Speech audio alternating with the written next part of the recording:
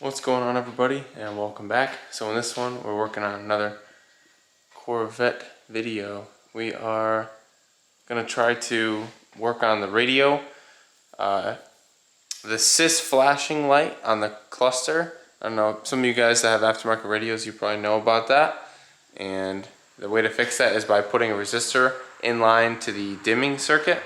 So basically the stock radio has a dimming circuit in there, and it's the chassis control module, I think, is looking for that resistance on the dimming circuit line, and if it doesn't see it, then it throws you that code which has the cluster flashing the SYS light in between flashing the data, which it annoys me, and we got rid of all the other lights. We got rid of the brake light just by wiggling around the low brake fluid sensor. I think I fixed my problem over there. I unstuck the float in the master. Still need to do a brake fluid flush along with a power steering flush. Everything else has been changed though. Need to grease some fittings as well. But otherwise we're doing pretty good on fluids. The doors, the dome lights were always off in this vehicle because the fuses were pulled by the guy that sold me the car because he said that the lights had stayed on. So I just left the fuses out and I've been rocking it. But now I wanted to try to start actually, having the vehicle operate as intended. And now the dome lights do come on. They have a timer and timeout, but what I did for now is I realized the switches weren't making full contact, and I had to put the fuses back in to diagnose it properly because it was hard to diagnose with the fuses out because I was chasing some false stuff based on the flow chart. But now that I figured that out, I think we're on the right track. So when I close the door here, the dome lights should go out at in a certain amount of time. I think they're timed. But when you stick the key in, they do go out, so it knows that you're actually in the car. So I'm going to see how long they take to go out. But those little nickels that I put in there, I just taped the nickel into the door jamb with some blue tape. It's just temporary, but yep, and the lights went out. So that seems to be working now. So I no longer have the door jar message on the dash. The tachometer works, no door jar message, no brake light. And the last thing I'm trying to do is this flashing SYS thing from the radio, and then I will have all the error messages and codes and lights will be out. So that's how I like to drive a vehicle, man. I really enjoy having no warning lights on. It's awesome. And I got a little steering play that I need to figure out, because when you do this, the wheel doesn't move, but just the steering wheel's moving. So I think it's the intermediate shaft, so I got to look into that. But a lot of different little issues with this car, but I'm knocking them down, and I'm really happy with how far it's come. So I need to go and wire in my cutout switch as well. So I'm going to tear this whole section out. I got a new center dash bezel here where the cup holders are and everything. So I'm just going to try to rip this whole section out here and try to wire in my cutout as well.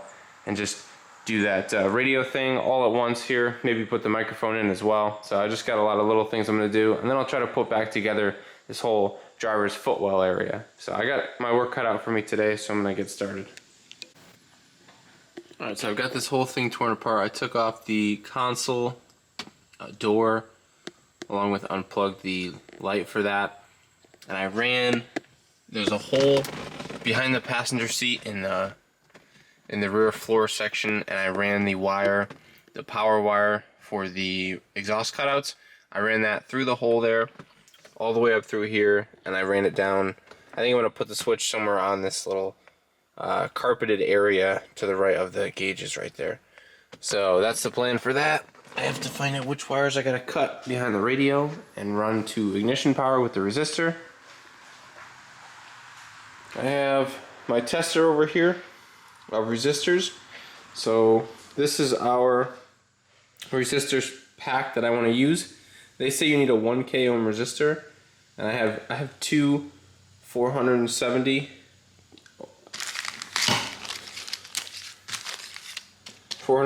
ohm. So we want 1,000 ohms. So if you add two of these in series, theoretically we should be all right. And I think they want a half watt resistor, but I think each of these are probably a quarter. So by my math, that sounds like a half to me. We'll see how this works. Maybe it doesn't work, maybe it blows up, but if we put it on ohms and we put our multimeter on, it's gonna be hard. I'm not gonna be able to do this like this, but you get the idea. Should be somewhere around 1 ohm. It's like 900 something, but just take my word for it. And that's what we're gonna use. So I need to find out a way to hook these up. So I got my soldering iron set up. I'm gonna wire this to a length of wire with some heat shrink tubing on this whole setup, and then we should be good to go on our little resistor method. I'll show you guys which wires I end up tapping into. So over here is the book, and you can see this is the radio control head and receiver box, Delco bows and non-Delco bows stuff. So I believe mine did have the Delco bows, but it was all ripped out. So this right here is what we're looking at. This section with these two wires here. I think it's the white and red and the orange wire. This one's responsible for LCD control and LED control, and we have to take those two wires and send them each with a 1K ohm resistor to ignition power. So we basically got to send ignition power to those. So I'm going to use the ignition power from the radio. I'm going to probe in that same harness, find out what was powering up the radio, ignition power, and then we're going to run that to these guys here. And I'm also going to run that to power up the cutout too, because that circuit's not really doing much. So I should be able to power up the exhaust cutout with that circuit that remains there. So that's the plan. So I'm going to tie all those wires in together behind the radio. So I'll let you guys know how I do that. I got my little soldering iron here. It's not on yet, obviously. I don't want to burn my dash, but I'll plug it in a second, get my resistor pack set up, and I'll show you guys which wires that I cut. So before I get everything all buttoned up, I figured I'd show you guys what I did. So I had those resistors that I showed you before, and I kind of got them all packaged up here in a nice little loom of stuff. So what I did was, the wires you have to go for are the ones off of the 7-pin connector. There's like a really big connector with dual rows, and then there's a smaller connector here with just 7 pins on it. And for my particular vehicle, I cut extra wires. I didn't need to, I think. But the white and purple wire, and also the gray wire with, I believe it's gray wire with a black stripe, and the purple with a white stripe. Those are the two wires that you have to have a 1K ohm resistor coming off of and going to switched power. So I got that switched power off of this plug that I found here that was lying around. This blue plug here, it was taped up, not used from factory, and the one lead on here is ignition power. This brown wire, I believe, is ignition. So I used the ignition off of that and ran that over to those resistors, and I also used that same wire. I'm a fan of piggybacking off of existing circuits in the car. I know that you know, maybe it's like a hack way to do things, but it is fused somewhere. So if something pops, it'll pop some fuse somewhere, and I'll just have to figure out what it is. And then we know that's too much load for the circuit. But I did test it already, and I used the ground from the cigarette lighter. So I just tapped into a bunch of wires back here, and I didn't really make any of my own wires.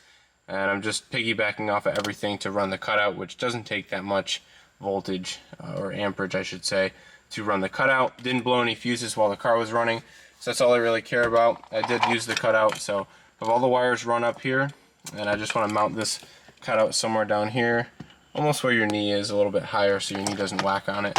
So I'm just going to finalize all this, put some zip ties on it, and put it all back. I did already test it out, and it seems like the SYS light doesn't flash on the cluster, so I think we're good to go with this repair. So I'm excited. I'm going to try to put it all back together, I guess. I wired the microphone as well, just jammed it up in there for now, so if I do get a Bluetooth call, I can try to use this microphone right here. So I got the microphone run, cutout, SYS light, bunch of other little odds and ends. I'm going to replace this bezel section here. I just have to mount this light, so that's the only thing that I still need to do. So I'm going to test fit the radio and everything and see how it all fits, and then worry about where this is going to go. I'm going to start drilling my hole to put my switch in there. So I'm going to like I said, zip tie it up, and we'll get going on the rest of this stuff, putting it back together. So I kind of skipped ahead just a tad bit, but I wanted to show you guys the progress that I made. This is like ridiculously close to hitting my car. Like, not okay. So finally, I put down the knee bolster. I put it on. I kind of shaved it Did my little patented trick there with the beard trimmer. Shaved down the whole area here because it was all furry and worn out. This piece, everybody whacks it with their knees coming in. But we do have lights down there. You can see our lights are on. They're on the door. They're on in the B pillars back there. Everywhere we got lights. So all the lights are working. It's great. And then even these lights up here. I don't know if you gotta leave those off or if they'll turn off by themselves. So I'll have to experiment with that. But I know this one, the dimmer switch will turn all the lights on too if you're not in the car. So I did do my little radio method to fix the radio SYS flashing error, and I believe that that worked. I started it and it didn't flash once, so I'll update you guys on if that worked or not. And I used the power in there, like I said, to power up my switch, and I'll show you guys where I ended up putting the switch. So I put him right down here as my toggle switch, so up is going to be open and down will be closed. So it's pretty cool. I'm able to adjust the exhaust cutouts right here. It's, you know, I think it's in a good spot because, you know, you're right near the shifter and you're going to have, the wheel will be here, so you won't really see it. You know, it's kind of a hidden button, which I kind of like. And, you know, you just know where it is and you can reach for it. Even if you just come up here to turn it on or to turn it off really quickly, you can just kind of go for it. I didn't want it like in the cup holder or anything because then I have to like try to find it in here or open the cup holder or whatever. So I think it's nice there. I don't think my knee is anywhere close to hitting it. Like even if I try, I can't find a way to hit it with my knee. So I think we'll be okay with it over there.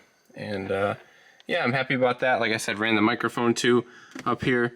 So this guy is going to hopefully help the Bluetooth calling. And yeah, so we did a lot. I installed this new piece. You have to remove there's some metal rings that go on the bottom of these, so the screws for the shift boot can screw into it. And so I just applied a little torch to it and gave it a little bit of heat, and they came off of the old one, and then I was able to just press fit them on this one. So everything looks nice. We got this fully functioning piece here. So this thing's like a complete car again. I just gotta tighten this screw here. But I'm working on heating up a hot glue gun to hot glue this vent back in because somebody broke that years ago, I'm sure, because it's been broken since I got it. It looked like it was glued as well. So we're gonna fix that, and yeah, I can't wait to drive this thing again all put together. I just gotta figure out the steering problem and a couple more little issues, but this thing's gonna be ready to go pretty soon. I'm excited. The interior is really a nice place to be now, you know. I gotta set up a little air freshener, and I won't mind being in here. Gotta do something with the headliner still. We still have yet to address that. I'm thinking about possibly trying to wrap the old headliner material, or maybe cut a new piece out and wrap it with something, because it would be nice to have a headliner that's wrapped and not just like a painted one. So we'll see if we can get something going on for that. Also, I fixed the passenger door panel, at least as well as I can for now. It's like the other side. I put a screw right in this area. I pre-drilled into the fiberglass and ran a screw right through here. So now this door panel doesn't move. So it would be all floppy and go everywhere. When you shut the door, it would be flapping. So it's good. It's a lot better. I know we still got something going on with this molding here. This is not good. We got to try to figure this molding out and glue it back to the door frame here. But for now, it's working, and the door panel is fixed. So I'm happy about that. It's not flopping. That really made it feel cheesy. When you tell somebody to get in the car and they get in the car and the door panel's falling off, they're like, oh dang, all right. It's not nice. So that is a lot better. So hopefully that's, you know, going to contribute to the overall quality. And we'll put this vent back on right now. Got my glue gun heating up, and then this interior will be like together except for the visors and stuff up top. There's really not much else to put back together. So I drove the car the other day, took it for a little test drive, and I also drove it to and from work today. The flashing SYS light is totally gone, which is awesome. What I did worked. So if you want to try to do that like I did it, I know I didn't go into detail, but essentially what you're doing is you can look at any wiring diagram that you want. But I took resistors such as these guys right here. I had some 470 ohm, and I think I'll let you know how long it lasts. These are, I wish I taped it up a little bit better, but these are 1/4 watt resistors here. This is a 1/4 watt resistor, and they want 1/2 watt resistors, that's what they said. But I put 2 of these together to make the around 1,000 ohms or 1 kilo ohm right there. So I believe I essentially got close. And when you add 2 in series, so basically one goes into the other, they add the resistance, and it ends up being 1,000 ohms like this, and that's 1 kilo ohm, close to 9 something. So what that does is it fakes out the actual radio itself, or not the radio, but it fakes out probably the CCM here, and what he looks for is the resistance from the radio circuit for the dimming circuit. So when he doesn't see that, he throws that flashing SYS light. So if you put those resistors in there, it should fix that flashing SYS light. And you could verify it before, but I tested it quick and it worked, so I just put it all back together, and it seems that it's working. So the 2 wires that you want to get on there, I'm pretty sure I mentioned it earlier, but I'll double check that. But the 2 wires you want to get on there should be. So here it is on my phone here. I was reading on the 7-pin connector, purple and white stripe, or it could be the white and red stripe, gray and black stripe, or orange. In my case, I believe it was purple and white stripe and gray and black stripe, or gray with a black stripe. And you run those two to auxiliary power. So there is ignition power in that blue plug, and I think I did show you guys that earlier. So that's just a basic overview of what we did, and it did work. So fixed the flashing SYS light, and we did some other stuff too, routed our switch, which works great. Nice and discreet, easily reachable. I've been flicking it on and off all the time. It's really cool. I'm enjoying the cutouts. It's a great mod if you guys are looking to add some sound, but also not be obnoxious at all times, because this thing drones a lot with the cutouts open. So it's nice to be able to close them off and have this thing sound, you know, stock. Anyway, we'll keep going with the mods here, but I washed it up nice. Took it out today and it behaved. So I gotta work on that main battery ground. I think it's causing me some intermittent issues in the battery tray area. Viking Trader had mentioned it, and I'm sure the main battery ground and the grounds under there are hammered, and that's why it intermittently acts up. I'm sure of it because it seems to affect the whole car. It affects the way the tach operates, the cluster, and the vehicle runs like total crap. So I think it's either a bad engine ground or a bad ground in the main battery area, and I need to address that, but I want to get a battery tray for it because it's broken. So if I take that old battery tray out, I'd like to put a new battery tray in there to house the battery properly. So I'm going to work on that. And today when I was at work, I tried to do a brake flush, and I snapped the bleeder off of this caliper here. And then I was like, okay, great, I'll bleed it from the lines. And then I cracked the line, applied pressure at the master, and like nothing happened. So I feel like all the hoses are probably clogged, and that's what's contributing to the bad brake pedal. It's just a thought. I may try to test it, or I may just throw new brake hoses at it. It seems like the parts cannon is accurate for this car. Like everything that I'm like, I think it needs this, I throw the part at it, it seems to do good. So I've been doing all right guessing so far. So I may throw brake hoses at it. It just feels like the pedal's really hard. So I might test if the booster's not working or something like that first. But anyway, we're just gonna keep moving along, and hopefully you guys enjoyed this video, and I'll see you guys in a future video. Peace.